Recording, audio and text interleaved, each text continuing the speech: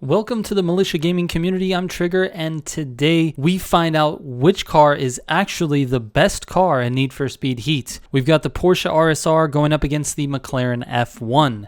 Let's go.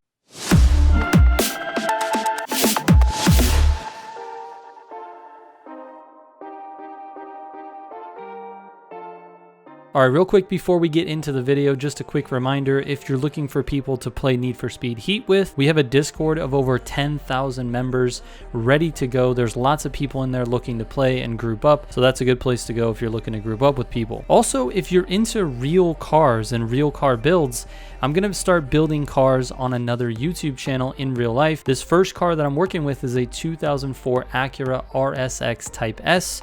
So that's what I'm doing now. There's no content on there yet, but we've filmed some things this last weekend, and I'll hopefully will have a video for you here shortly. But if you want to do that, go check out my other channel. There's a link in the description down below, and let's get started with this video. So we've got the RSR, which is pretty well known as the king of Need for Speed, going up against the McLaren F1, which is actually no slouch, and people understand exactly how good this car is. But we need to put these two cars head to head, direct comparison.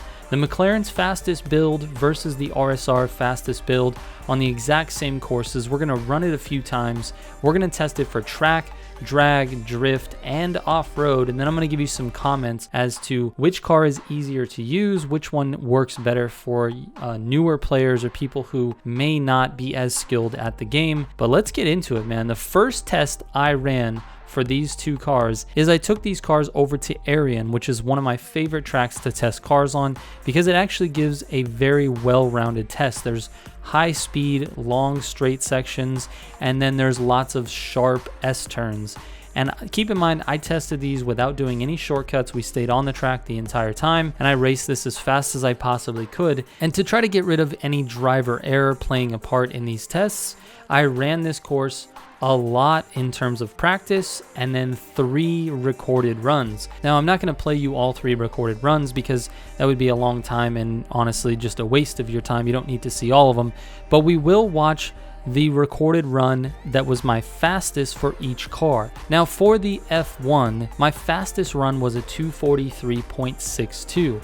and I had 2 other runs that were pretty close, within 0.6 of a second of each other. So I felt pretty confident that these were the fastest I was physically going to drive this car. If there was someone else, I'm sure there are much more talented drivers out there that can go faster, but this for me was the ceiling of my skill level. So 243.62 was the fastest, but I also had a 244.02 and a 244.25. So we're hovering in the 243 to 44 range for the F1. All right, enjoy the fastest run. I'll be back to talk to you about the RSR when this run is over.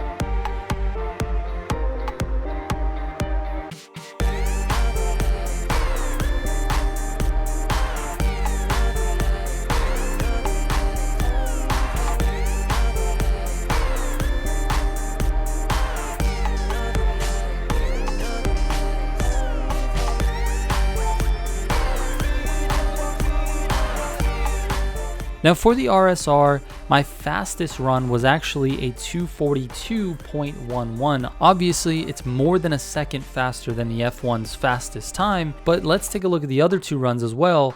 I ran a 242.33, which is only 0.2 of a second off, and a 242.7. Again, the 0.7, that's only 0.6 of a second difference. So you notice that my runs are really consistent between the F1 and the RSR. I've got each run, no matter which one I do, they're all within 0.6 of a second of each other.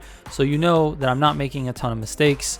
And there's a little bit of variation because, you know, different traction on certain turns and things like that, but only 0.6 of a second for the entire race. That's a 0.2 per lap. So the variation is not very big. Anyway, my fastest RSR run, which is what you're looking at now, again, was 242.11. And I think that it's fair to say that on track racing, the RSR is definitely the fastest car, but it's really close. It's within a second and a half. So, I mean, it's very, very close with the F1. I think if the drivers are close in skill, the RSR and the F1 can sort of keep up with each other. The higher skilled player is going to win pretty much every time. But the RSR, if it's the same driver driving the RSR and the same driver with the F1, the RSR is going to win.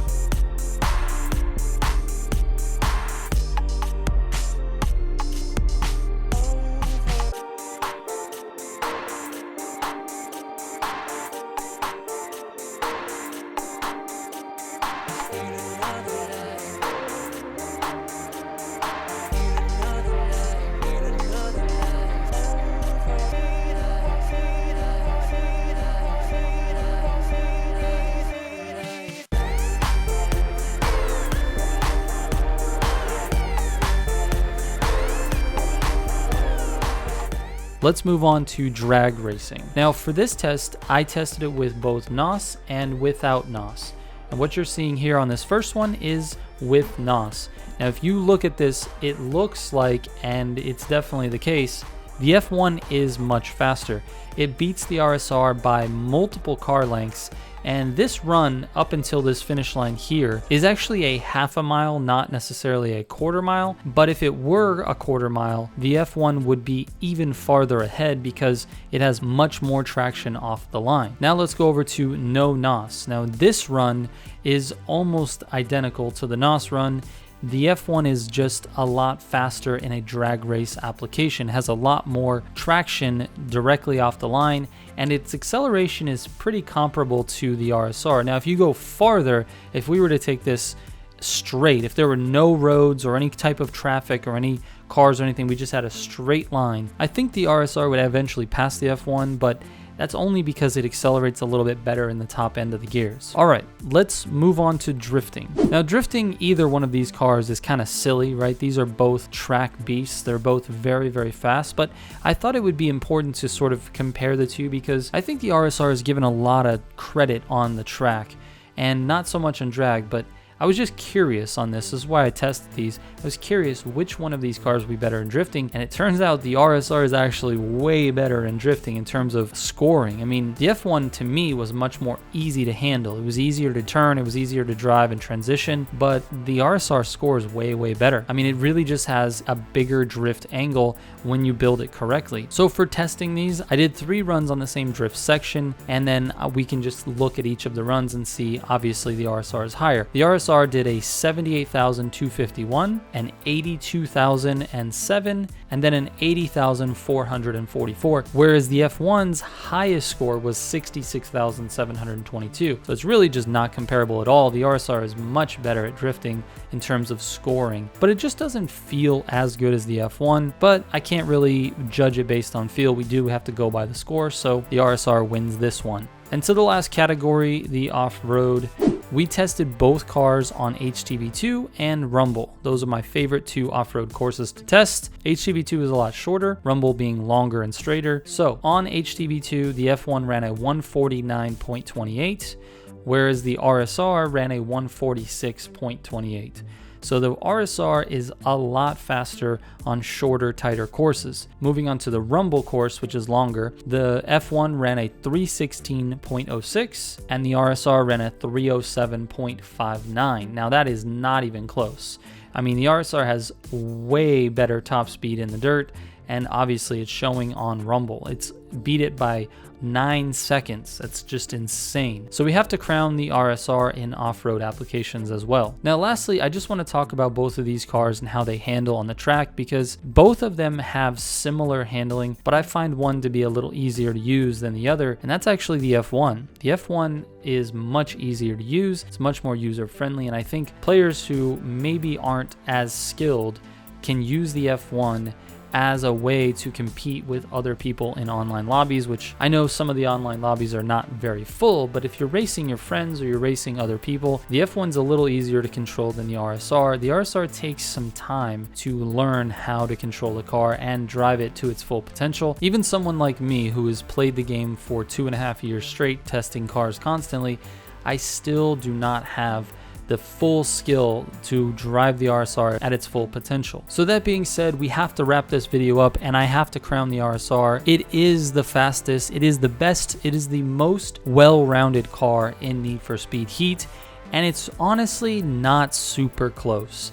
I mean, it's better at track, it's better at drifting, it's better at off-road. The only place where the RSR struggles a little bit is actually drag racing, and to be honest, the F1 is a drag beast. I'm not really surprised that it wasn't able to beat the F1 in a drag application, because that's actually where the RSR is the weakest. But it's overall the best car in Need for Speed Heat, the most well-rounded, like I said. All right, thank you so much for watching. Again, if you want to see real car builds, I've got my second channel that's just about to get started. We've got a 2004 RSX Type S that I'm going to be building, and that is it, guys. Thank you so much for watching. I appreciate it. I will catch you on the next one. Trigger out.